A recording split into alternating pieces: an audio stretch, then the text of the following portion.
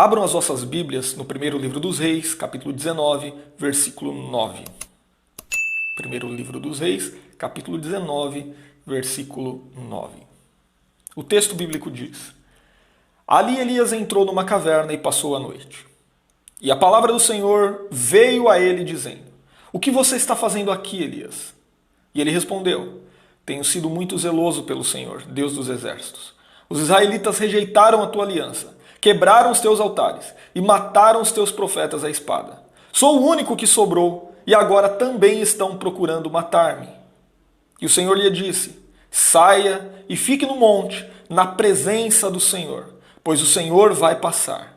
Então veio um vento fortíssimo que separou os montes e esmigalhou as rochas diante do Senhor. Mas o Senhor não estava no vento. Depois do vento houve um terremoto, mas o Senhor não estava no terremoto. Depois do terremoto houve um fogo, mas o Senhor não estava nele. E depois do fogo houve o murmúrio de uma brisa suave. Quando Elias ouviu, tomou sua capa para cobrir seu rosto, saiu e ficou à entrada da caverna. E uma voz lhe perguntou: O que você está fazendo aqui, Elias? Ele respondeu: Tenho sido muito zeloso pelo Senhor, Deus dos exércitos. Os israelitas rejeitaram a tua aliança, quebraram os teus altares e mataram os teus profetas à espada. Sou o único que sobrou e agora também estão procurando matar-me. E o Senhor lhe disse: Volte pelo caminho por onde veio e vá para o deserto de Damasco. Chegando lá, unja Hazael como rei da Síria. Unja também Jeú, filho de Ninsi, como rei de Israel. E unja Eliseu, filho de Safate, de Abel-Meolá, para suceder a você como profeta. Jeú matará todo aquele que escapar da espada de Hazael, e Eliseu matará todo aquele que escapar da espada de Jeú. No entanto, fiz sobrar 7.000 em Israel, todos aqueles cujos joelhos não se inclinaram diante de Baal, e todos aqueles cujas bocas não o beijaram. Irmãos, a experiência de Elias na caverna é uma das passagens bíblicas que mais evidenciam a fragilidade humana. Mas, por outro lado, também é uma das passagens que mais revelam como Deus cumpre a sua vontade, apesar das limitações humanas. Esse episódio de Elias na caverna é um lembrete para todos nós de que até os mais fortes podem ser fracos. Todos nós conhecemos a história de Elias. Ele foi um dos profetas mais notáveis de Israel. Inclusive, no Novo Testamento, no episódio da transfiguração de Jesus, Elias aparece ao lado de Moisés, representando a escola profética da comunidade da aliança. Elias, na história da humanidade, esteve entre as pessoas que presenciaram de forma mais extraordinária a manifestação do poder de Deus. Elias viu morto ressuscitar pelo poder de Deus através do seu ministério. Elias presenciou Deus controlando as forças da natureza, primeiro secando a terra e depois enviando chuvas torrenciais. Elias viu fogo descer do céu da parte do Senhor. Mas mesmo assim, depois de tudo isso, Elias tentou fazer de uma caverna o seu lar. Isto significa que milagres não mantêm ninguém de pé. Tem gente por aí que pensa que os milagres são o que mantém o povo de Deus ativo. Mas isto é um engano. Milagres não mantêm ninguém de pé. O que mantém o crente ativo em seu serviço é a comunhão com o Senhor na obediência à sua palavra. É isto que mantém o povo de Deus em seu posto, ativo em seu trabalho. E aqui, diante desse texto, do capítulo 19, do primeiro livro dos Reis, a primeira pergunta que surge é: por que foi que Elias se escondeu numa caverna? Por que Elias fugiu? Por que Elias se escondeu numa caverna? E para nós entendermos isto, nós precisamos voltar ao capítulo anterior, no capítulo 18. Mas engana-se quem pensa que o capítulo 18 do primeiro livro dos Reis é um capítulo melancólico, Um capítulo que mostra um Elias decadente e que culmina na imagem de fracasso do capítulo 19, de um Elias acuado, deprimido, fugitivo. Muito pelo contrário. 1 Reis, capítulo 18, é um capítulo que mostra Elias no auge. O Elias do capítulo 18 nem de longe lembra o homem frágil, amedrontado, com crise de identidade, deprimido e porta-voz de um discurso vitimista escondido no fundo de uma caverna.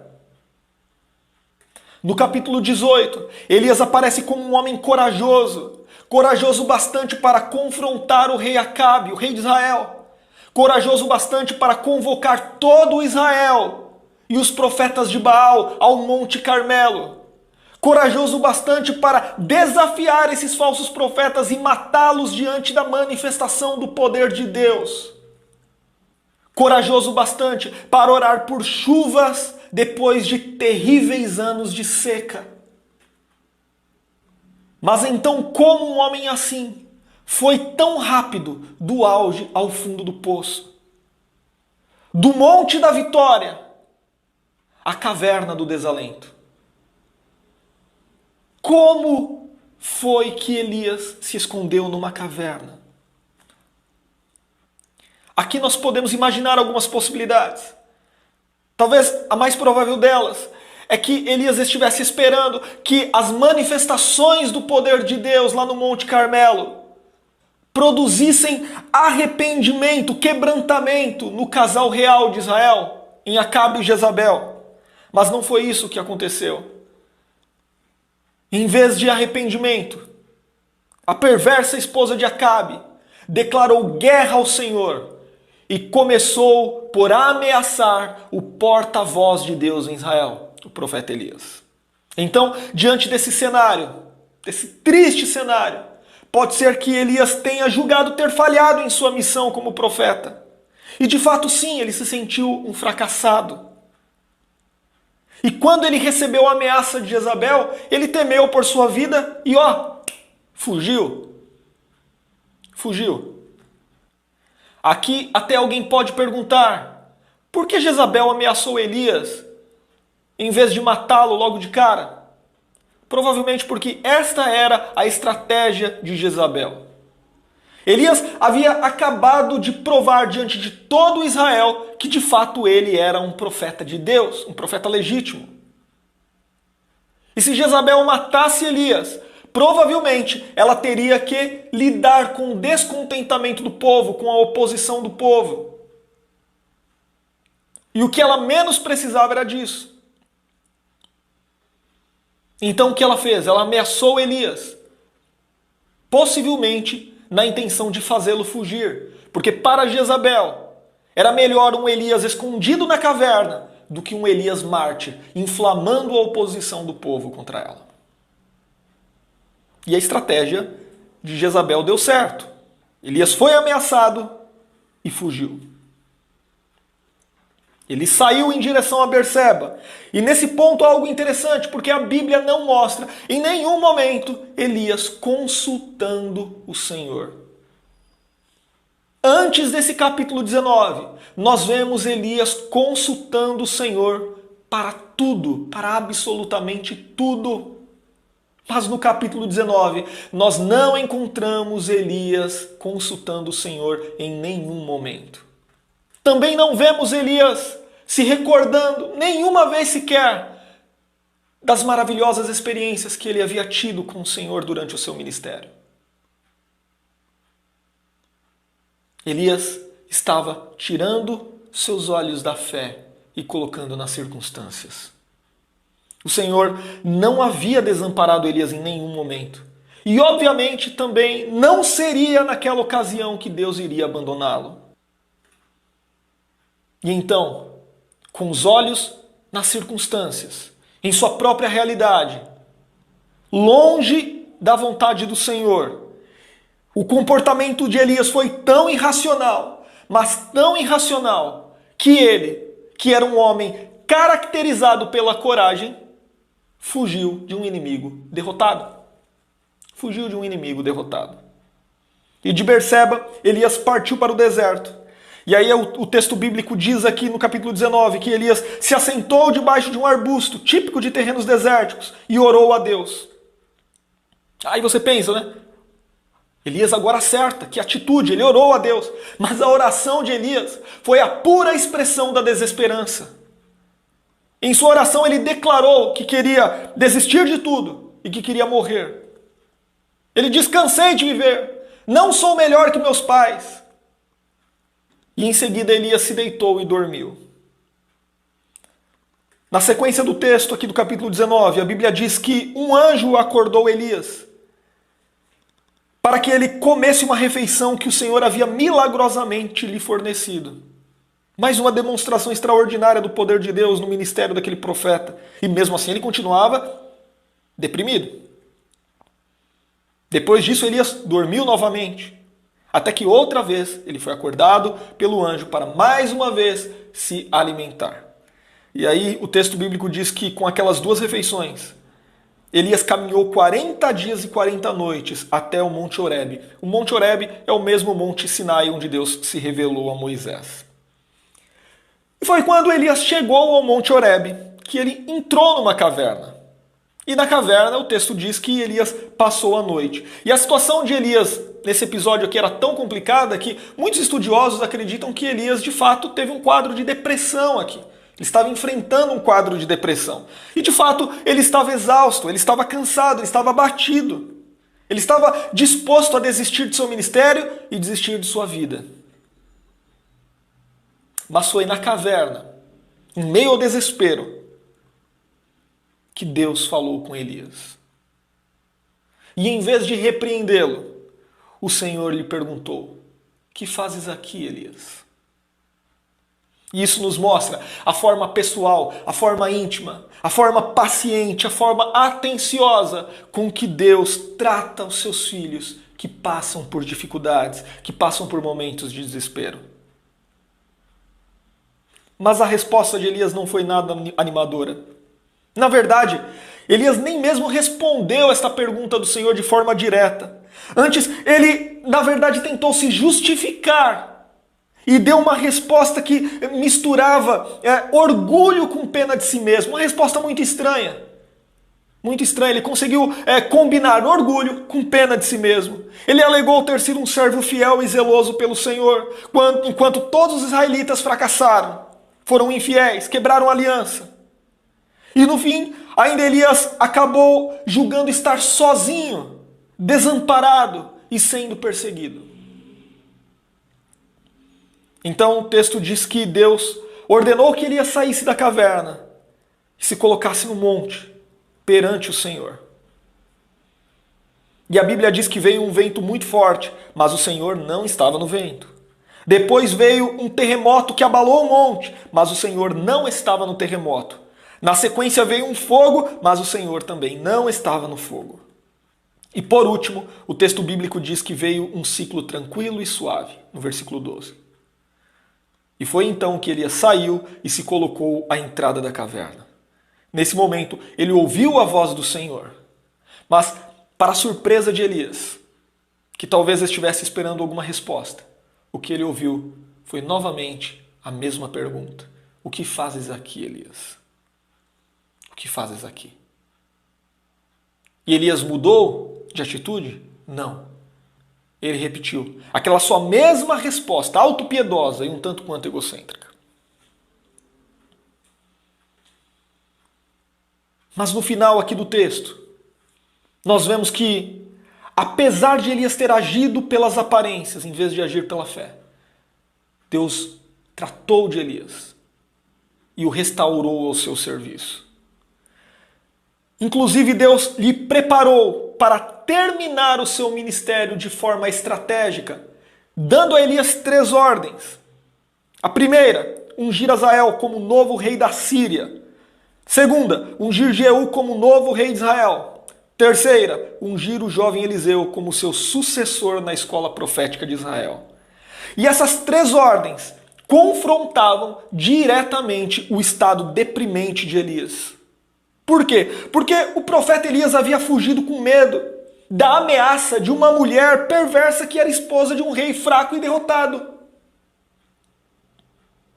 Mas Elias deveria saber que aquele casal só permaneceria no trono de Israel até quando Deus quisesse. Porque Deus não apenas controla o trono de Israel, mas controla o trono de todas as nações da terra. Aquele que se assenta no trono do universo, como diz o profeta Daniel, é o mesmo que remove reis e estabelece reis. A prova disso era que o Senhor não apenas estava levantando um novo rei de Israel, Jeú, mas também estava instituindo o novo rei da Síria, Azael, uma nação pagã. Tudo está sob o domínio do Senhor. Absolutamente tudo. Ele é o Senhor da história, ele controla todas as coisas. E inclusive, seria através dos movimentos militares de Azael e Jeú e do trabalho do jovem agricultor Eliseu que Deus haveria de executar os seus propósitos soberanos. Propósitos estes que resultariam na destruição total da casa de Acabe. E foi assim que, pela paciente misericórdia do Senhor, Elias saiu daquela caverna, tratado, restaurado, pronto para o serviço. Pronto para o serviço. E o que nós podemos aprender com esta história? Quais lições nós podemos aplicar às nossas próprias vidas com a experiência de Elias na caverna? Há algo muito interessante na Bíblia. Diferentemente das literaturas por aí que procuram idealizar os seus heróis, em nenhum momento a Bíblia procura esconder as falhas, os erros e as limitações das pessoas que foram usadas por Deus de forma poderosa.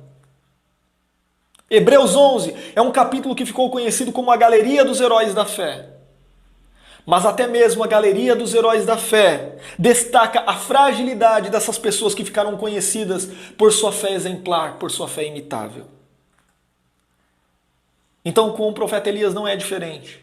Inclusive, Tiago escreve, no capítulo 5, versículo 17 de sua epístola, que Elias era um homem semelhante a nós.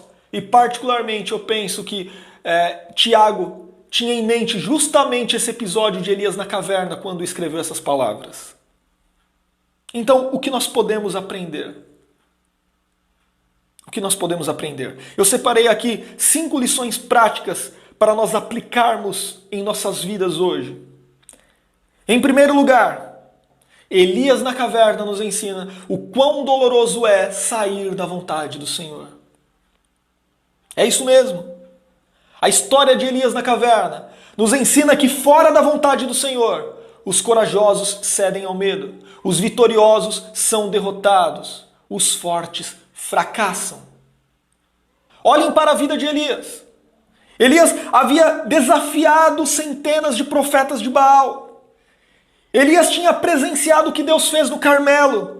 Tinha provado que Deus é aquele que governa sobre todo o universo e controla as forças da natureza. Mas mesmo assim Elias foi parar numa caverna, assustado, deprimido, vacilante, desanimado, abatido. E por que isso aconteceu? Porque Elias não se atentou à vontade do Senhor. Warren Wiersbe faz uma observação muito inteligente nessa passagem. Ele diz que quando os servos de Deus saem da vontade de Deus, eles ficam sujeitos a cometer todo tipo de insensatez e a falhar naqueles que são seus pontos mais fortes. E de fato foi assim com Abraão. Lá em Gênesis capítulo 12, quando ele fugiu para o Egito. Ele escondeu que Sara era sua esposa. E por quê? Porque faltou confiança, faltou fé ao homem que é exemplo de fé na Bíblia.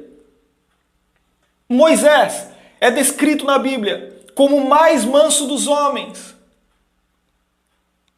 Mas ele foi privado de entrar na terra prometida, porque ele faltou justamente mansidão, calma. Davi era conhecido como um homem íntegro. O que caracterizava Davi era a sua integridade. Mas na história envolvendo Batseba, faltou a Davi justamente ser um homem íntegro. E E o que nós podemos dizer do apóstolo Pedro? Homem vigoroso, destemido, corajoso, a ponto de cortar, de decepar a orelha de Malco quando foram prender Jesus. Mas poucas horas depois, não demorou muito não, faltou coragem ao corajoso Pedro e ele negou Jesus. Em segundo lugar, Elias na caverna nos ensina que Deus tem sua forma particular de agir. Uma coisa é fato, gente. Nem sempre Deus fala aquilo que queremos ouvir. E nem sempre Ele age da forma que mais nos agrada. E a história de Elias na caverna é uma prova disso. Elias estava desanimado, desesperado, exausto. E então, quando finalmente Deus falou com ele, talvez Elias estivesse esperando uma resposta da parte do Senhor, mas o que ele teve que ouvir foi uma pergunta no lugar de uma resposta. E a mesma pergunta 2 vezes seguidas. O que fazes aqui, Elias? E quando o Senhor ordenou que Elias saísse da caverna, 3 acontecimentos estrondosos aconteceram. A ventania, o terremoto e o fogo. Mas nenhuma palavra da parte do Senhor veio desses acontecimentos. Nem da ventania, nem do terremoto e muito menos do fogo. A palavra do Senhor veio a Elias na calmaria, na tranquilidade, na brisa suave, na voz mansa. Então sim, o Deus que é o Senhor sobre o vento, os alicerces da terra e sobre o fogo, é o mesmo que também pode se manifestar com suavidade na calmaria. Muitas vezes nós esperamos por grandes acontecimentos e demonstrações do poder de Deus, quando na verdade Deus pode estar querendo falar conosco através de um ciclo suave e tranquilo. Como diz John Sanders, os sussurros do Calvário são mais poderosos do que os trovões do Sinai para conduzir o homem ao arrependimento. Isso é uma grande verdade. Então analise aí a sua vida. Onde você tem buscado ouvir a voz de Deus? E aqui nós podemos aprender com Elias uma lição muito importante, porque apesar do seu momento de fraqueza, Elias teve os ouvidos sensíveis o suficiente para ouvir a voz suave do Senhor. Então, aprendamos com Elias. Em terceiro lugar, a história de Elias na caverna nos ensina que não podemos nos esconder atrás de justificativas. Isso não dá certo, não dá certo. No lamento de Elias, ele tentou se justificar diante de Deus. E ele apoiou essa sua justificativa em cima de um discurso de autopiedade. Primeiro, lá debaixo do zimbro, no deserto, ele orou a Deus pedindo para morrer. E disse, inclusive, que ele não era melhor do que seus pais. Mas espera aí. Quando foi que Deus pediu que Elias fosse melhor que seus antepassados? Deus não tinha pedido isso para Elias. O propósito de Deus para Elias era que Elias cumprisse o serviço para o qual foi designado. Como todo crente, o que Elias devia fazer era ouvir a palavra do Senhor e obedecê-la, simples assim. Depois, já lá na caverna, mais uma vez Elias tentou se justificar. Ele alegou ter sido zeloso e fiel ao Senhor, diferentemente dos demais israelitas que tinham caído. E agora, ele falou, como resultado, como prêmio disso, eu estou sozinho, desamparado, perseguido, ameaçado de morte. E perceba que num certo aspecto aqui, a resposta de Elias questionava a ação do Senhor. Era como se Elias estivesse dizendo ao Senhor, Senhor, onde tu estavas que não viu que eu fui o único servo fiel que restou enquanto todos os outros caíram? E como é que o Senhor permitiu que o último crente do reino de Israel estivesse agora nesta situação, desprezado, perseguido e ameaçado de morte? O Senhor não estava vendo o que estava acontecendo em Israel? Elias estava falando de coisas que ele não sabia. Coisas que não sabia. A resposta de Elias era a expressão da sua fraqueza, a expressão do seu desespero. Por quê? Porque, em primeiro lugar, Elias não tinha sido um servo fiel em todo momento. Porque se ele tivesse sido um servo fiel em todo momento, ele jamais estaria escondido numa caverna a centenas de quilômetros do local onde Deus o colocou. Muito simples de entender. Em segundo lugar, não era verdade que Elias era o último crente de Israel. Ele estava falando coisas que de fato ele não sabia. A graça de Deus havia preservado um remanescente fiel, 7.000, que não se dobraram a Baal. E por último, Deus não havia desamparado Elias. Ele alegou estar sozinho, desamparado, mas não. Em nenhum momento Deus o desamparou. E a prova disso é que Deus estava escutando o desabafo de Elias numa caverna. Pacientemente escutando o desabafo de Elias numa caverna. Quarta lição. Elias na caverna nos ensina que Deus cumpre o seu propósito apesar de nós. Apesar de nós. O propósito de Deus prevalece sobre as nossas falhas. Isto é maravilhoso. O Senhor poderia ter deixado Elias entregue ao seu desânimo.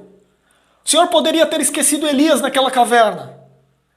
O Senhor poderia ter levantado outra pessoa como profeta em Israel, porque afinal, ninguém é indispensável perante o Senhor. Mas Deus cumpre o seu propósito através de nós e apesar de nós. Então, apesar das falhas de Elias, Deus tratou com ele, Deus o restabeleceu ao seu lugar. Onde Elias via motivos para desistir, Deus via motivos para ele voltar ao trabalho. Onde Elias via só solidão, pensando estar sozinho, Deus via outros 7.000 que foram preservados por ele e não se dobraram a Baal. Enquanto Elias se lamentava pelo passado e pelo presente, Deus já estava tratando do futuro do seu povo. Deus cumpre o seu propósito através de nós, mas ainda bem que também Ele cumpre os seus propósitos apesar de nós. Apesar de nós. Em quinto lugar, Elias na caverna nos ensina que devemos nos esconder em Deus, não numa caverna. Deus é o nosso melhor esconderijo. Então, quando estivermos em nossas próprias cavernas, fracos, escondidos, cansados, exaustos, volúveis, inconsequentes, devemos nos lembrar de que o Deus Todo-Poderoso é imutável, é soberano e Ele enxerga além das circunstâncias que nos amedrontam. Como diz o salmista lá no Salmo 103, o Senhor é como um pai que se compadece dos seus filhos. Ele nos conhece, Ele conhece a nossa estrutura e sabe que somos pó. Ele sabe que somos pó. Deus te conhece. Então, saiba de uma coisa. Você jamais conseguirá impressionar a Deus com suas justificativas. Porque Ele te conhece, Ele sabe as tuas limitações, Ele te sonda. O que precisamos entender é que Deus cuida de nós. Ele nos restaura a ponto de percebermos que o lugar mais seguro que podemos estar não é no fundo de uma caverna, não, mas é dentro de sua vontade. Então o conselho aqui hoje é que possamos sair de nossas cavernas para nos refugiarmos em Deus. Para nos refugiarmos no esconderijo do Altíssimo, onde podemos finalmente descansar à sombra do Onipotente. Amém? Que Deus abençoe a todos vocês.